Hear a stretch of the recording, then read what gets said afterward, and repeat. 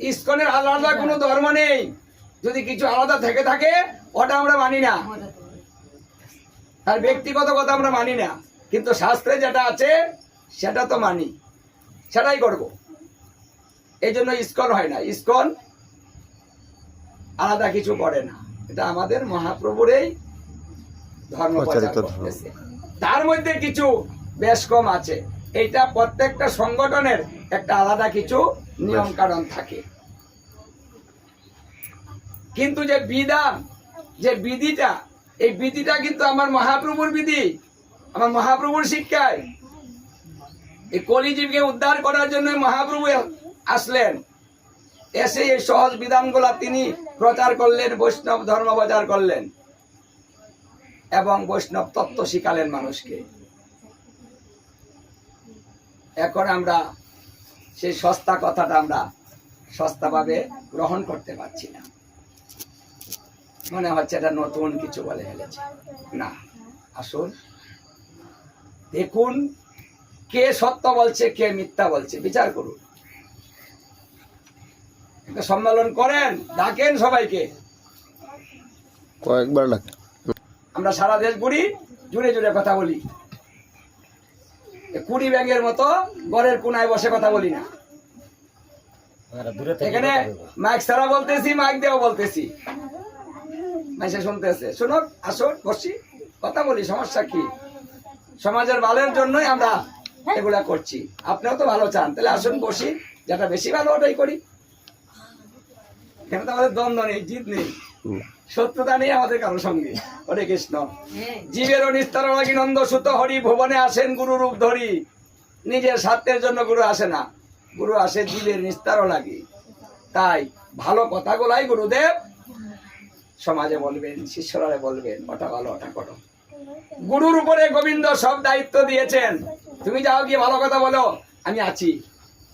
এই জন্য চৈতন্য চরিতামৃতে বলছি, গুরু কৃষ্ণ রূপ হয় শাস্ত্রের প্রমাণে। গুরু রূপে কৃষ্ণ কৃপা করে ভক্তজনে। গুরু যদি কৃপা করে কোন ভক্তজনে, কৃষ্ণ অন্তর্যামী হইয়া শিখায় তাহাকে। তাহলে গুরুকে ভগবান মানবেন, পূজা করবেন, আবার বলবেন গুসাই করতে যাই গুরু কে অনীহাভাব আসবে কেন? গুসাইয়ের প্রতি গুরুদেবকে সম্মান দিতে হবে। যদি আপনি বোঝেন যে গুরু ভগবান, জীবের নিস্তারের জন্য গুরু এসেছেন, গুরু যাহা বলবে সেই কথাটা গোবিন্দের কথা, গুরুর কথা মানে গোবিন্দের কথা। গুরু তত্ত্ব পরম তত্ত্ব জানিলে ভাই তার পৃথিবীতে আর কোনো ঠেকাই নাই। যে এই তত্ত্বটা জেনেছে তার কোনো বিপদ নাই, যে জানে নাই পদে পদে তার বিপদ। কে তাকে রক্ষা করবে? এরই বিপদ। কারণ শাস্ত্রে বলেছে, গুরুর প্রতি যদি ক্ষণিকা মাত্র অনীহাভাব আসে বা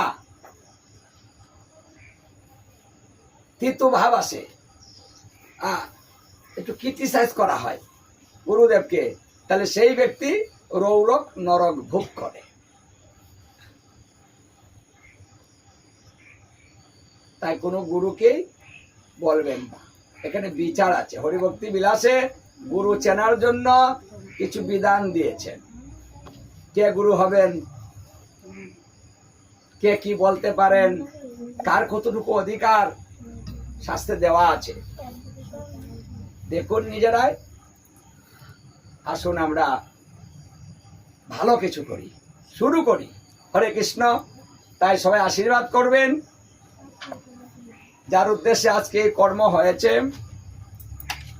বা যার উদ্দেশ্যে বিদেহী আত্মার সদ্গতি কামনা করেই আজকের এই অনুষ্ঠান। সে যেখানে থাকুক, যেভাবেই থাকুক,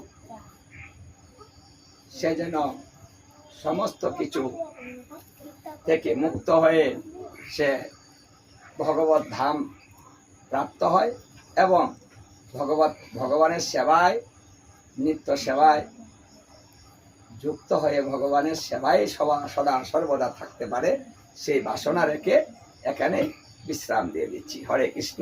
জয় রাধে গৌর হরি বল। জয় জয়।